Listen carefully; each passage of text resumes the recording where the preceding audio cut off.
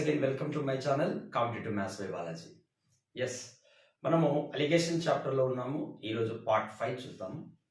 అయితే దీనికంటే ముందుగా ఒక రెండు మాటలు. విద్యార్థులకి అరటిపండు తొక్కను ఓల్చి నోట్లో పెడుతున్నట్టుగా డిఫరెంట్ టైప్స్ ఆఫ్ ఎగ్జామ్స్లో వచ్చిన క్వశ్చన్స్ కలెక్షన్స్ చేసి ఏ మెథడ్ ఏది ముందు చెప్పాలి, ఏది తర్వాత చెప్పాలి అని సార్ట్అవుట్ చేస్తూ చెప్తున్నాను నేను వీడియోస్ని. అయితే విద్యార్థులు దూరపు కొండలు నునుపు అన్నట్టుగా ఏ క్లాసెస్ వింటున్నారో ఏం చేస్తున్నారో అర్థం కావడం లేదు. నాకు వ్యూస్ నుంచి చూస్తాయి, నా ఉద్దేశంలో నా వ్యూస్ నుంచి వస్తాయి. ఇక్కడ హంగామా అట్రాక్షన్ అనేది మనిషి మాటలలో కాకుండా సబ్జెక్ట్లో ఉండాలనేది నా భావన.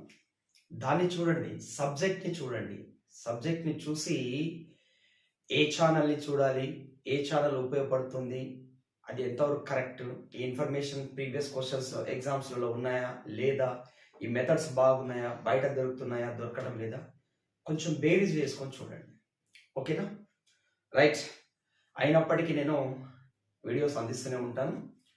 ఈరోజు పార్ట్ 5 చూస్తున్నాం మనం. Question number 29. పార్ట్ 4లో క్వశ్చన్ నెంబర్ 28 వరకు చూస్తాం, 29 చూస్తాం. Okay, right. Question number 29. A person travels 255 km in 7 hours in 2 stages. In the first part of journey, he travels by bus at the speed of 30 km per hour. In the second part of journey, he travels by train at a speed of 45 km per hour. How much distance he traveled by bus? ఒక వ్యక్తి 255 కిలోమీటర్ల దూరాన్ని 7 గంటల్లో 2 విధాలుగా ప్రయాణించాడు. ప్రయాణంలో మొదటి భాగం బస్సులో 30 కిలోమీటర్ పర్ అవర్ వేగంతో మరియు రెండవ భాగం రైలులో 45 కిలోమీటర్ పర్ అవర్ వేగంతో ప్రయాణించాడు. అయినా బస్సులో ప్రయాణించిన దూరం ఎంత? చూడండి, మొత్తం 255 కిలోమీటర్ల దూరాన్ని 7 గంటలు ప్రయాణించాడు. అయితే ఆ దూరాన్ని కొంత భాగం బస్సులో, కొంత భాగం రైల్లో ప్రయాణించాడు. అప్పుడు బస్సులో ప్రయాణించిన దూరం యొక్క వేగం ఇచ్చాడు, రైలులో ప్రయాణించిన దూరం యొక్క వేగం ఇచ్చాడు. అయితే బస్సులో ఎంత దూరం ప్రయాణించాడో కనుక్కోవాలి. చూడండి, by bus and by train. ఇక్కడ స్పీడ్స్ ఇచ్చాడు, వేగాలు ఇచ్చాడు కాబట్టి నేను వేగం పైన అలిగేషన్ ఉపయోగిస్తా. బస్సులో ప్రయాణించిన దూరం ఎంత వేగంతో? 30 కిలోమీటర్ పర్ అవర్. అదే రైలు వేగము 45 కిలోమీటర్ పర్ అవర్. నాకు ఓవరాల్ మొత్తం 7 గంటల జర్నీ యొక్క స్పీడ్ కావాలి. మొత్తం దూరం 255 కిలోమీటర్లు, మొత్తం కాలము 7 గంటలు. సో యావరేజ్ స్పీడ్, సగటు వేగం కావాలంటే 255 కిలోమీటర్ పర్ అవర్. కానీ నాకు తెలుసు ఈ హారంలో ఉన్న 7 నా క్యాలిక్యులేషన్ ని టఫ్ చేస్తుంది. క్యాలిక్యులేషన్ ఈజీ చేసుకోవడానికి నేను ఈ 7ని తొలగించాలి. అందుకు నేనేం చేస్తున్నా, ప్రతి వేగాన్ని 7 చేత గుణించేస్తున్నా. 37 210 kilometre per hour, 7 5 35, 7 4 28 plus 3 31, 7 7 cut 255 kilometre per hour. ఇప్పుడు నేను వేగంపై అలిగేషన్ నిర్వహిస్తే హారం కాలం ఉంది, రేషియో ఆఫ్ టైం లభిస్తుంది. నాకు రేషియో ఆఫ్ టైం, కాలాల, బస్సులో ప్రయాణించిన కాలం, రైలులో ప్రయాణించిన కాలాల నిష్పత్తి లభిస్తుంది. 315 255, 5 నుంచి 5 కట్ చేస్తే 0, 31 నుంచి 25 కట్ చేస్తే 60. ఈస్ట్ 210 255 తేడా 45. రైట్. 15 3s 15 4s. మొత్తం ప్రయాణించిన కాలము 7 గంటలు. మొత్తం ప్రయాణించిన కాలం ఎంత? 7 గంటలు. అప్పుడు మొత్తం నిష్పత్తి పదాల మొత్తం చూడండి, 4 + 3 7. ఇది కూడా కాలాల నిష్పత్తి. 7 యూనిట్లు 7 గంటలు అయితే 1 యూనిట్ 1 గంటకు సమానం. అప్పుడు బస్సులో ప్రయాణించిన కాలం 4 గంటలు, ట్రైన్లో ప్రయాణించిన కాలం 3 గంటలు. కానీ నాకు తెలుసు బస్సులో ఎంత స్పీడ్తో ప్రయాణించారు, 30 km/h. దేర్ఫోర్ బస్సులో ప్రయాణించిన దూరం కావాలి. బస్సులో ప్రయాణించిన దూరం అంటే కాలం ఇంటూ వేగం. 4 గంటలు ప్రయాణించాడు, ప్రతి గంటకి 30 km/h చొప్పున. సో 4 120 కిలోమీటర్లతను బస్సులో ప్రయాణించాడు. So answer is C. అలాగే రైల్లో ప్రయాణించిన దూరం కూడా కనుక్కోవచ్చు. కాలం ఇంటూ దాని వేగం 345 135 kilometre. Okay students, next question 30th. A car travel 20 km/h for 30 minutes and at x km/h for 45 minutes. If the average speed of the car for entire journey is 14 km/h, find the value of x. ఒక car 20 km/h వేగంతో 30 నిమిషాలు మరియు x km/h వేగంతో 45 నిమిషాలు ప్రయాణించింది. మొత్తం ప్రయాణంలో car సగటు వేగం 14 km/h అయిన x విలువ ఎంత? చూడండి, ఇక్కడ ఒక కారు 30 నిమిషాల పాటు 20 km/h వేగంతో నడిచిందంట. 45 నిమిషాల పాటు x km/h వేగంతో ప్రయాణించింది. మొత్తం సగటు వేగం ఇచ్చాడు. అయితే 45 నిమిషాల పాటు ఎంత వేగంతో ప్రయాణించింది, ఆ x విలువ కావాలి. చూద్దాం. మొదట 20 km/h వేగంతో నడిచింది. కాలం ఎంత? 30 నిమిషాల పాటు. ఆ తర్వాత 45 నిమిషాల పాటు ఎంత km/h వేగంతో నడిచిందో నాకు తెలియదు. ఆ వేగాన్ని x km/h అని ఇచ్చాడు. సగటు వేగం 14 km/h. ఎస్, నాకు ఇక్కడ కాలాల నిష్పత్తి డైరెక్ట్ వచ్చేస్తుంది. రైట్, 5 6 30, 5 9 45, 3 రోళ్ళ 3 3 2:3 కాలాల నిష్పత్తి వచ్చింది. అయితే 14 km/h అనేది 20 కంటే తక్కువ ఉంటుంది, కానీ x కంటే ఎక్కువ ఉంటుంది. సగటు ఎప్పుడు కూడా దత్తాంశంలో అత్యధిక విలువకి అత్యల్ప విలువకి మధ్యలో ఉంటుంది. కాబట్టి x విలువ 14 కంటే తక్కువ కావచ్చు. ఎందుకు? ఇది ఆల్రెడీ 14 కంటే ఎక్కువ ఉంది కాబట్టి. ఈ రెండింటి డిఫరెన్స్ చూద్దాం. 20 14 తేడా 6 km/h. ఇక్కడ నిష్పత్తి 3 భాగాల విలువ 6 km/h అయితే దీనికి ఎన్ని రెట్లు? ఇది 2 times. 3కి 2 రెట్లు చేస్తే 6 వస్తుంది. 1 యూనిట్ విలువ 2 km/h. అప్పుడు 2 యూనిట్ల విలువ చూడండి, ఇక్కడ నిష్పత్తి 2 రోళ్ళ 4 km/h. కానీ x విలువ ఖచ్చితంగా 14 కంటే తక్కువ ఉండాలి. సెకండ్ టైప్ ఆఫ్ క్యాలిక్యులేషన్ ఇది.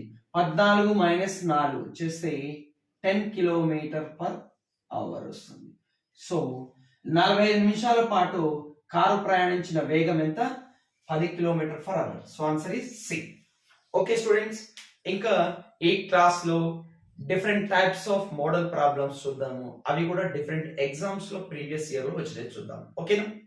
నెక్స్ట్ మోడల్ క్వశ్చన్ చూద్దాం. చూడండి, నేను బౌలింగ్ యావరేజ్ పైన ఒక 2 మోడల్ ప్రాబ్లం తీసుకుంటున్నాను, చూద్దాం. 31th question.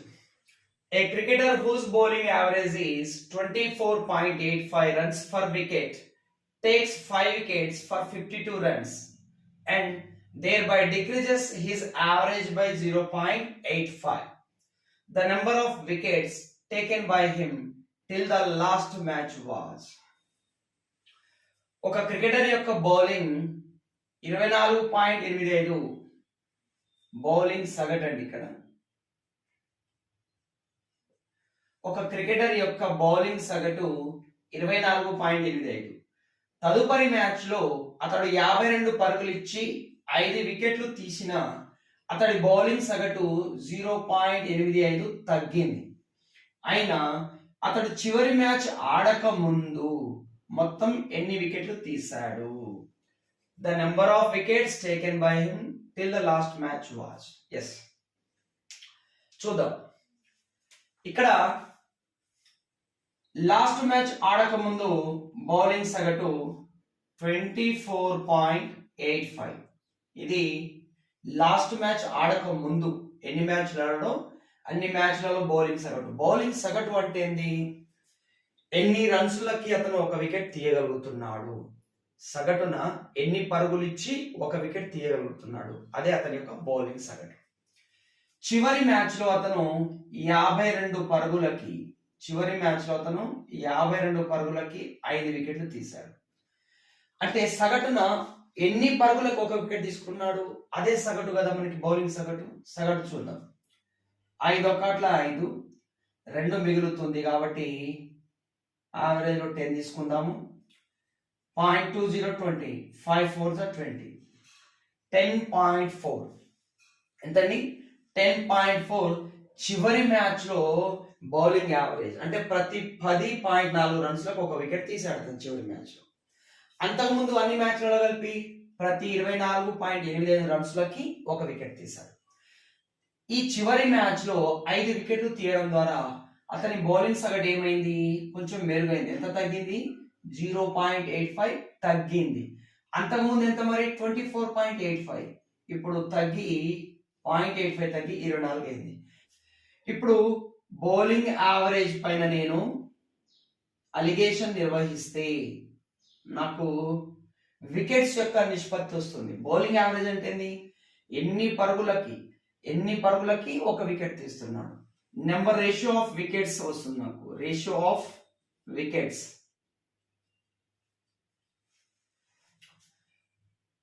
డిఫరెన్స్ వచ్చేసి 13.60, 24.85, 24 తేడా 0.85. 2 దశాంశ స్థానాలకి 2 దశాంశ స్థానాలు క్యాన్సిల్ అవుతుంది. ఇక్కడ 85, 1360, 17 5ల 85, 17 80ల 1160. ఎందుకు? 17 అంగులు 136 కాబట్టి. అలాగే 5 ఒకట్ల 5, 5 6ల 30, 16:1గా ఉంది. అంతకుముందు మ్యాచ్ అన్నింటిలో కలిపి 16 యూనిట్ల వికెట్ తీస్తే చివరి మ్యాచ్ లో 1 యూనిట్ వికెట్. ఈ 1 యూనిట్ వికెట్ ఎన్ని వికెట్లకు సమానం? చివరి మ్యాచ్ లో 5 వికెట్లు తీశాడు. మరి చివరి మ్యాచ్ కన్నా ముందు ఎన్ని వికెట్లు? 16 5ల 80 వికెట్లు తీశాడు. ఎన్ని వికెట్లు తీశాడు అతను? 80 వికెట్లు. So answer is C. Next చూడండి. The bowling average of a cricketer was 12.4. He improves his bowling average by 0.2 when he takes 5 wickets for 26 runs in his last match. The number of wickets taken by him after the last match was. ఒక cricketer యొక్క bowling సగటు 12.4. తదుపరి match లో అతడు 26 పరుగులు ఇచ్చి 5 వికెట్లు తీయడం వలన అతడి బౌలింగ్ సగటు 0.2 పెరిగింది. ఇక్కడ ఈ పాయింట్ చాలా ఇంపార్టెంట్ అండి. పెరిగింది అంటే మనం తప్పుగా అర్థం చేసుకుంటాం. ఇక్కడ అయినా అతడు చివరి మ్యాచ్ తర్వాత మొత్తం ఎన్ని వికెట్లు తీశాడు చూద్దాం. చివరి మ్యాచ్ ఆడక ముందు అతని బౌలింగ్ సగటు 12.4. కానీ చివరి మ్యాచ్ లో 26 పరుగులు ఇచ్చి 5 వికెట్లు తీశాడు. చివరి మ్యాచ్ లో బౌలింగ్ సగటు ఎంత? 26/5. 5 5ల 25, 1 మిగులుతుంది శేషం. దశాంశం తీసుకొని 10, 5 రోజుల్లో 10. చివరి మ్యాచ్ లో బౌలింగ్ సగటు 5.2. అంటే ప్రతి 5.2 రన్స్లకి ఒక వికెట్ తీశాడని అర్థం. తద్వారా చివరి మ్యాచ్ లో 26 పరుగులకు 5 వికెట్ తీయడం ద్వారా అతని బౌలింగ్ సగటు 0.2 పెరిగింది, అంటే మెరుగుపడింది అని అర్థం. అంతకుముందు 12.4 రన్స్ కి ఒక వికెట్ తీస్తుంటే ఇప్పుడు 0.2 తగ్గాలి. ఇది ఇంపార్టెంట్. 12.2 అవుతుంది. ఈ అంతకుముందు మ్యాచ్ చివరి మ్యాచ్ తర్వాత అతని బౌలింగ్ సగటు 0.2 పెరిగింది అంటే కొంచెం మెరుగుపడింది అని అర్థం. అప్పుడు 12.4 నుంచి 0.2 తగ్గాలి, కానీ ఇక్కడ పెరిగింది కదా అని 12.6 రాయకూడదు. ఓకే, నా చూడండి, నేను బౌలింగ్ సగటు పైన అలిగేషన్ నిర్వహిస్తే నాకు వికెట్స్ రేషియో వస్తుంది. రేషియో ఆఫ్ వికెట్స్ వస్తుంది. చూద్దాం. 12.2 5.2 తేడా 7 ఈస్ట్ 12.4 12.2 డిఫరెన్స్ 0.2 ఒక దశాంశ స్థానం తీసేస్తే ఒక దశాంశ స్థానానికి హారం 10 రావాలి కాబట్టి ఇక్కడ 0 వేసుకుందాం. చూడండి ఇది 2 అవుతుంది, 2 ఒక్కట్ల 2.35. కానీ చివరి మ్యాచ్ లో ఒక యూనిట్ వికెట్ తీశాడు. ఆ ఒక యూనిట్ వికెట్ ఎన్ని వికెట్లకు సమానం? 5 వికెట్లకు. అప్పుడు చివరి మ్యాచ్ తర్వాత మొత్తం ఎన్ని వికెట్లు తీశాడు? 35 ప్లస్ 1 36 యూనిట్లు.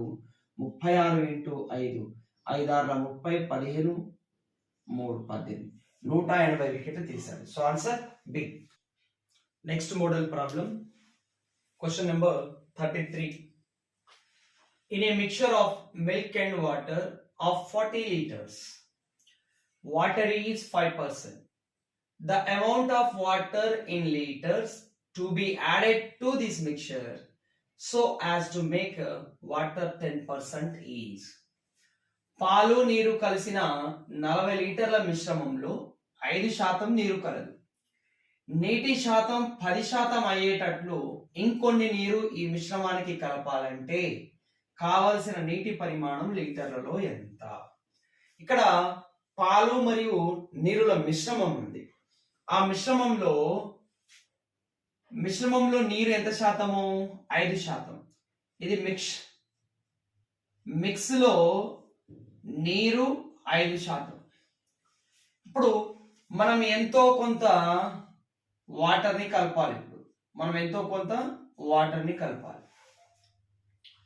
అప్పుడు ఫలిత మిశ్రమంలో నీటి శాతం ఎంత కావాలి? 10% కావాలి. ఇక్కడ వాస్తవమైన మిశ్రమంలో 5% నీరు ఉంది. ఈ మిశ్రమానికి ఎంత నీటిని కలిపితే ఫలిత మిశ్రమంలో నీరు 10% అవుతుంది? ఎస్, చూద్దాం. మనం కలిపేది కేవలం నీరు మాత్రమే ఉంటుంది. అది 100% కదా. మనం ఎన్ని లీటర్లు కలిపినా అది కేవలం నీరే, అది 100%.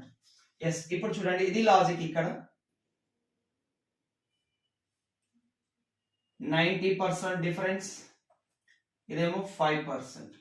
Percentage 5 1s 5 18s are 90. 18:1. మిశ్రమం పరిమాణం 18 లీటర్లు అయితే వాటర్ 1 లీటర్ కలపాలి. 18 లీటర్లకు 1 లీటర్ కలపాలి. కానీ మిశ్రమం పరిమాణం ఎన్ని లీటర్లు? 40 లీటర్లు. 18 యూనిట్ల విలువ 40 లీటర్లు. ఎస్, అప్పుడు 1 యూనిట్ విలువ ఎంత వస్తుంది చూడండి? 40/18 లీటర్లు. 2 9 2 20 20/9 లీటర్లు వస్తుంది 1 యూనిట్కి. 20/9 అంటే మిశ్రమ భిన్నం రూపంలో రాద్దాం. 2.2/9 లీటర్లు. కానీ మనం కలపవలసిన వాటర్ 1 యూనిటే కదా. ఆ 1 యూనిట్ విలువ ఎంత? 2.2/9 లీటర్లు కలపాలి. ఓకేనండి, మళ్ళీ ఒకసారి చెప్తాను చూడండి. ఇక్కడ మిశ్రమంలో 5% నీరు ఉంది. మనం కలపవలసిన నీటిలో 100% నీరే ఉంటది. అప్పుడు ఈ రెండింటి మిశ్రమంలో నీటి శాతం 10% కావాలి. 100 10ల తేడా 90%, 5 10ల తేడా 5%, నిష్పత్తి 18:1. కానీ ఇది మిశ్రమం 18 యూనిట్లట. 18 యూనిట్లకి 1 యూనిట్ నీరు కలపాలి. కానీ మన దగ్గర మిశ్రమం ఎంత లీటర్లు ఉన్నాయి? 40 లీటర్లు. 40 లీటర్లకి ఎన్ని లీటర్ల నీరు కలపాలి అంటే 40/18 లీటర్లు. 2.2/9 లీటర్లు. నెక్స్ట్ సేమ్ మోడల్ క్వశ్చన్ చూడండి. 300 grams of sugar solution has 40% sugar in it. 300 గ్రాముల షుగర్ సొల్యూషన్ లో 40% షుగర్ ఉంది. How much sugar should be added to make 50% sugar in the mixture? 300 గ్రాముల చక్కెర ద్రవంలో 40% చక్కెర కాదు. ఎంత చక్కెరను కలిపినా ఆ మిశ్రమంలో చక్కెర 50% అవుతుంది. ఆప్షన్స్ ఇవ్వలేదు నేను, చూద్దాం. మిశ్రమంలో 40% చక్కెర ఉంది. దేంట్లో? ఇది చక్కెర ద్రవం మిక్స్చర్ లో. మనం ఇప్పుడు కలపాల్సింది షుగరే కదా. మనం కలిపేది షుగర్ కాబట్టి దాంట్లో 100% షుగరే ఉంటుంది. ఫలితంగా మిశ్రమంలో షుగర్ 50% కావాలట. డిఫరెన్స్ చూడండి, 50 డిఫరెన్స్ 10%, 5:1. ఇప్పుడు మన దగ్గర 300 గ్రామ్స్ సొల్యూషన్ ఉంది. మిక్చర్ ఎంత? 5 యూనిట్లు. 5 యూనిట్ల విలువ 300 గ్రాములు. అప్పుడు ఒక యూనిట్ విలువ ఎంత 60 గ్రాములు. సో మనం కలపవలసిన షుగర్ ఎన్ని గ్రాములు అండి? 60 గ్రాములు. So answer is 60 grams. Next model question, question number 35. Important questions. On a certain date, Australia has a success rate of 60% against India in all the ODIs played between the two countries. They lost the next 30 ODIs in a row to India and their success rate comes down to 30%.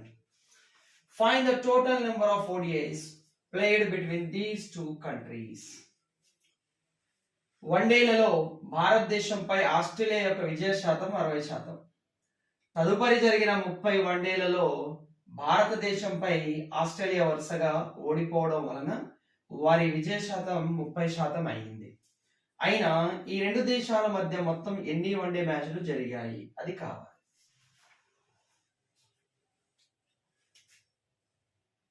Solution. Till now, ప్రస్తుతం వరకు ఇండియాపై Australia యొక్క విజయ శాతం 60%. ప్రస్తుతం వరకు. కానీ next నుంచి జరిగిన ప్రతి మ్యాచ్ లో ఆస్ట్రేలియా ఓడిపోతుంది. అప్పుడు విజయాల శాతం 0% అవుతుంది. తద్వారా ప్రస్తుతం వరకు జరిగినవి, తదుపరి జరిగినవి అన్నిటిపై ఆస్ట్రేలియా విజయ శాతం 30%కి పడిపోయింది. ఇప్పుడు నెంబర్ ఆఫ్ మ్యాచెస్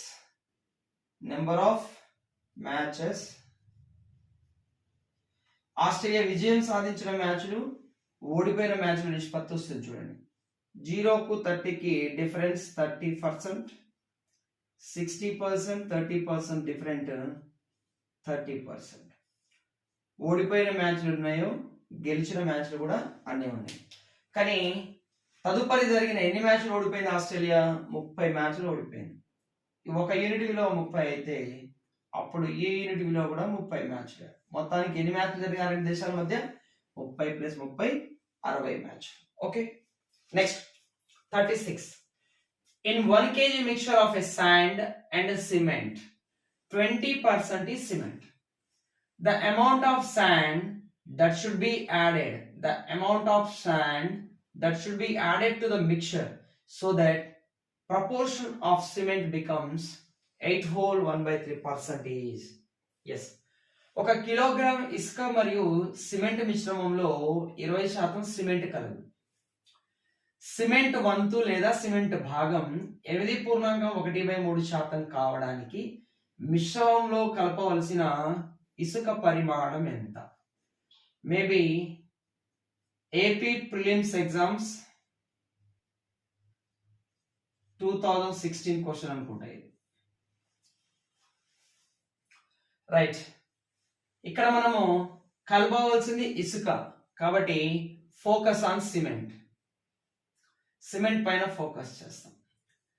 1 kg మిశ్రమంలో 20% సిమెంట్ ఉంది. కానీ ఇప్పుడు మనం కలిపేది శాండ్ కదా, శాండ్ లో సిమెంట్ శాతం 0%. తద్వారా నేను ఇసుకను కలపడం వలన మిశ్రమంలో సిమెంట్ పర్సెంట్ ఎంత కావాలి? 8 whole 1/3% కావాలి. అంతకుముందు 20% నుంచి దీన్ని కలపడం వలన 8 whole 1/3 అవుతుంది. 8 whole 1/3, 8 is 24 + 1 25/3%. కానీ ఈ డినామినేటర్ లో 3 లేకుండా చేసుకోవాలి. దాని కొరకు మనం ప్రతి పదాన్ని ఇంటూ 3 చే మల్టిప్లై చేస్తాం. 3 zeros 0, 3 20s are 60%, 0%, and here we have 25%. Allegation నిర్వహిద్దాం చూడండి. 0 25%, డిఫరెన్స్ 25%, 60 25%, డిఫరెన్స్ 35%. క్యాన్సిల్ చేస్తే 5 5 5 7. సో మొత్తం 12 యూనిట్లు అయితే అందులో మనం కలపవలసిన ఇసుక 7 యూనిట్ల పరిమాణం కలిగి ఉండాలి. కానీ మిక్చర్ ఎంత?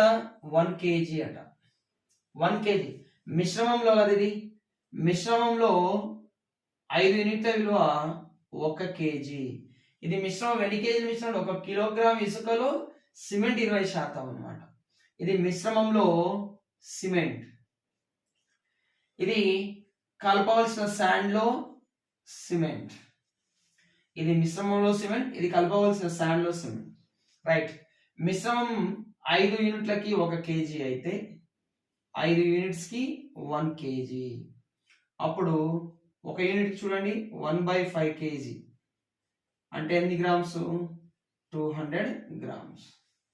అప్పుడు 7 యూనిట్స్ ఇసుక కలపాలి మనం. 7 2 1400 గ్రామ్స్. 1400 గ్రామ్స్ అంటే 1.4 కేజీ ఇసుక కలపాలి. So answer is C. Okay students, next and last model questions of this class. Question number 37. Important models. A milkman sells the milk by adding some water in it at 40 rupees per liter. If he had 36 liters of mixture of milk and water with him, then find quantity of water in it. If pure milk costs 60 rupees per liter. Yes. ఒక పాల వ్యాపారి తన వద్ద ఉన్న పాలకు కొంత నీటిని కలిపి ₹40 per లీటర్ చొప్పున అమ్ముతున్నాడు. స్వచ్ఛమైన పాల ధర ₹60 per లీటర్. అతని వద్ద 36 లీటర్ల మిశ్రమం ఉన్న దానిలో గల నీటి యొక్క పరిమాణం ఎంత? సొల్యూషన్. ప్యూర్ మిల్క్ ఉంది. ప్యూర్ మిల్క్ కాస్ట్ వచ్చేసి 60 rupees for litre. 60 rupees for litre. దాంట్లో కొంత వాటర్ కలిపి పంపుతాడు. ఏ వాటర్ కలుపుతాడు? అతను ఏమన్నా బిస్లరీ వాటర్ కలుపుతాడా? ఏ కెనాల్ వాటర్, బోరింగ్ వాటర్ కలుపుతాడు. So water is which is free of cost. అతను కలిపే నీరు కాస్ట్ 0 రూపీస్ పర్ లీటర్. ఈ రెండింటి మిశ్రమం చేసి ఆ మిశ్రమాన్ని ఎంత కమ్ముతాడట? 40 రూపీస్ పర్ లీటర్ కమ్ముతాడు. 40 రూపీస్ పర్ లీటర్. అయితే అవి ఏ నిష్పత్తిలో కలిసి ఉన్నాయి మిశ్రమంలో కనుక్కుందాం. ఓకేనా? Yes. 0 40 difference 40, 60 40 difference 20, 2 1s are 2 22s are. Okay, 21s are 22s are 40. 2:1 రేషియోలో ఫైనల్ ఉన్నాయి. మరి అతని వద్ద ఎన్ని లీటర్ల మిశ్రమం కలదు? 36 లీటర్ల మిశ్రమం, పాలు మరియు నీరుల మిశ్రమం. మొత్తం 3 యూనిట్లు. 3 యూనిట్ల విలువ 36 లీటర్లు అయితే దానిలో గల నీటి యొక్క పరిమాణం 1 యూనిట్. అప్పుడు 1 యూనిట్ విలువ 12 లీటర్లు. So answer is B. Okay, next and last question. A milkman sells the milk by adding some water in it at 45 rupees per liter. If he had 48 liters of mixture of milk and water with him, then find the quantity of water in it. If pure milk cost 54 rupees per liter. ఒక పాల వ్యాపారి తన వద్ద ఉన్న పాలకు కొంత నీటిని కలిపి ₹45 పర్ లీటర్ కు అమ్ముతున్నాడు. అతని వద్ద 48 లీటర్ల పాలు, నీటి మిశ్రమం కలదు. స్వచ్ఛమైన పాల ధర ₹54 పర్ లీటర్ అయినా ఆ మిశ్రమంలో ఉన్న నీటి పరిమాణం ఎంత? Same model. ప్యూర్ మిల్క్ వచ్చేసి 54 రూపీస్ పర్ లీటర్ అమ్ముతాడు. అదే కలపబడిన వాటర్ వచ్చేసి free of cost 0 rupees per litre. అప్పుడు మిశ్రమాన్ని, ఈ రెండింటి యొక్క పాలు నీరుల మిశ్రమాన్ని 1 లీటర్ కి 45 రూపాయలు చొప్పున అమ్ముతున్నాడు. ఎస్. డిఫరెన్స్ చూడండి. 45 ఈస్ట్ 9, 9 1 9 5, మొత్తం 5 + 1 6 యూనిట్ల విలువ. అతని వద్ద ఎన్ని లీటర్ల పాలు నీరు మిశ్రమం కలదు? 48 లీటర్లు అయితే 1 యూనిట్ విలువ 8 లీటర్లు. సో దాంట్లో గల నీటి పరిమాణం 1 యూనిట్. ఆ 1 యూనిట్ విలువ 8 లీటర్లు. ఓకే స్టూడెంట్స్, ఈ మోడల్ క్వశ్చన్స్ పైన ఇంకొన్ని క్వశ్చన్స్, కొంచెం లెవెల్ పెరిగిన క్వశ్చన్స్ నెక్స్ట్ క్లాస్ లో చూద్దాం. దాంతో పాటుగా మనము థర్డ్ టైప్ ఆఫ్ క్యాలిక్యులేషన్ పై ఎంతవరకు క్వశ్చన్ చూడలేదు, థర్డ్ టైప్ ఆఫ్ క్యాలిక్యులేషన్ పైన కూడా రేపటి నెక్స్ట్ వీడియోలో చూద్దాం. Okay, thank you for watching my videos. Have a nice day.